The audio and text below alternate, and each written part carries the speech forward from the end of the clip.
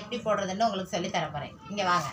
பருப்பு கடையில் வந்து இது பட்டாணி பருப்புன்னு கேட்டு வாங்கணும். இங்கே பாருங்கள், இதுதான் பட்டாணி பருப்பு. இப்படி கேட்டு வாங்கி இது வந்து ஊற வைக்கணும். 1 மணி நேரம் ஊற வைக்கணும். 1 மணி நேரம் நல்லா ஊறிடணும். பார்த்துக்கோங்க.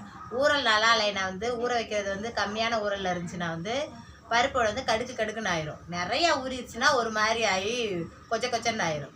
அது சில பேர் சொல்கிறாங்க பருப்போட தட்டுறதுக்கு சரியாக வர மாட்டேங்குது, அது ஏன்க்கா அப்படின்னு நிறைய பேர் கேட்டிருந்தாங்க. அவங்களுக்காக தான் மாவை வந்து இப்போ நான் ஊற வச்சுறேன். அதுக்கப்புறம் அது எப்படி அரைச்சி அது எப்படி வடை போடுற வரைக்கும் உங்களுக்கு காட்டுறேன். பாருங்கள், இது பயனுள்ள வீடியோ.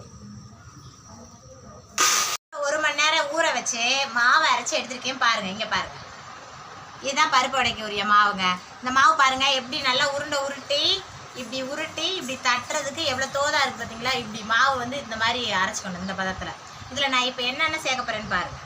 இது வந்து புதினா இலைங்க, புதினா இலை, அதுக்கப்புறம் வெங்காயம், இது எல்லாம் நிறைய நம்ம இப்படியே சேர்த்துற வேண்டியது. வெங்காயம், புதினா இலை, பச்சை மிளகா எல்லாத்தையும் இப்படியே சேர்த்துறணும். அதுக்கப்புறம் வடைக்கு கொஞ்சம் சோடா உப்பு, அதுக்கப்புறம் உப்பு, இதெல்லாம் சேர்த்து நல்லா பிசைஞ்சிடணுங்க. பிசைஞ்சு அதுக்கப்புறம் நம்ம தட்டி போட்டோம்னா வந்து வடை நல்லா டேஸ்ட்டாக. பெரிய சீரகம், இஞ்சி, வெள்ளைப்பூடு எல்லாம் சேர்க்கணும். அதெல்லாம் நீங்கள் பார்த்துக்கங்க. இப்போ எனக்கு நேரம் ஆயிடுச்சு. இதை நான் வேறு இதில் கொட்டி நான் பிணையணும். நான் உங்களுக்கு காட்டுறதுக்காக, இந்த மாவை காட்டுறதுக்காக, நான் வீடியோவில் காட்டுறதுக்காக நான் அது சின்ன சட்டியில் போட்டிருக்கேன்.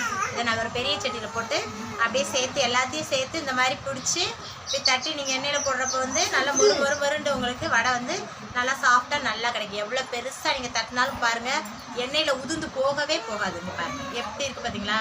இந்த மாதிரி நீங்கள் அரைக்கிறது வந்து ஊற வைக்கிறதுல தான் இருக்குது. ஊறல் வந்து அதிகமாக இருந்துச்சுனாலும் மொறுண்டு ஆயிரும், கம்மியாக இருந்தாலும் மொறுண்டு ஆயிரும்.